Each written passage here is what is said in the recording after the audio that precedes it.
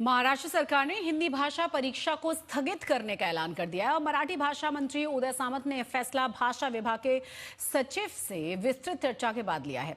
सरकार ने स्पष्ट कर दिया है कि 1976 के पुराने नियमों की प्रासंगिकता का अब 2026 के वर्तमान संदर्भ में गहन समीक्षा की जाएगी, जिसके बाद ही कोई अगला कदम उठाया जाएगा। आपल्याकडनंच मला हे कळलं की मराठी भाषा संचालनालयाकडनं ही परीक्षा घेण्यात येणार आहे म्हणून मी आता आमच्याच प्रधान सचिव मराठी भाषेच्या जे किरण कुलकर्णी आहेत त्यांच्याशी चर्चा केली। जी परीक्षा हिंदीची लावलेली होती त्याला स्थगिती दिलेली आहे आणि भविष्यामध्ये ही हिंदीची परीक्षा आवश्यक आहे का ते मी राज्याचा मराठी भाषेचा मंत्री म्हणून पडताळून बघणार आहे आणि जर आवश्यक असेल तर कंटिन्यू करू, जर आवश्यक नसेल तर ही हिंदीची परीक्षा न घेण्याचा निर्णय आम्ही घेणार आहोत। और आपको याद होगा कि ये विवाद तब शुरू हुआ था जब प्रशासन ने 28 जून 2026 को मुंबई, पुणे और नागपुर जैसे शहरों में इस परीक्षा के आयोजन की घोषणा की थी। महाराष्ट्र नागरिक सेवा नियम 1976 के तहत उन कर्मचारियों के लिए हिंदी परीक्षा पास करना अनिवार्य था जिन्होंने 10वीं तक ये विषय नहीं पढ़ा था और इस नियम के उल्लंघन पर सैलरी में बढ़ोतरी या प्रमोशन रोकने जैसे कड़े प्रावधान थे, जिसे लेकर कर्मचारियों में भारी नाराजगी भी थी। हालांकि विपक्ष और एमएनएस जैसे संगठनों ने इस कदम का कड़ा विरोध करते हुए इसे मराठी भाषी राज्य पर हिंदी थोपने का प्रयास बताया है। नाराजगी को देखते हुए मंत्री उदय सामंत ने तत्काल प्रभाव से परीक्षा पर रोक लगा दी है। नाही, याच्यामध्ये दरवर्षी परीक्षा घेतली जाते। 1976 ची ही नियमावली आहे।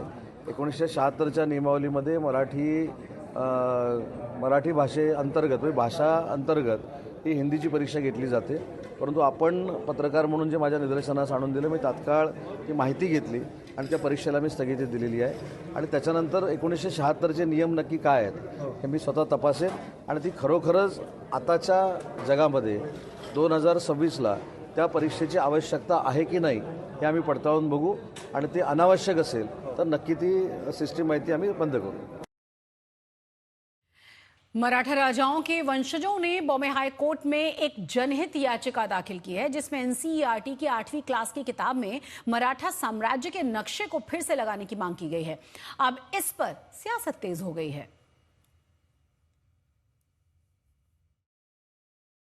बॉम्बे हाईकोर्ट में एक जनहित याचिका दर्ज की है जिसका दावा है कि स्टैंडर्ड 8 की जो एनसीईआरटी की किताब है उसमें से मराठा एम्पायर का जो मैप जो पहले था वो गायब हो गया है और ये सही नहीं है और इसकी वजह से बॉम्बे हाईकोर्ट में जो याचिका है ये इसके बारे में जानते हैं।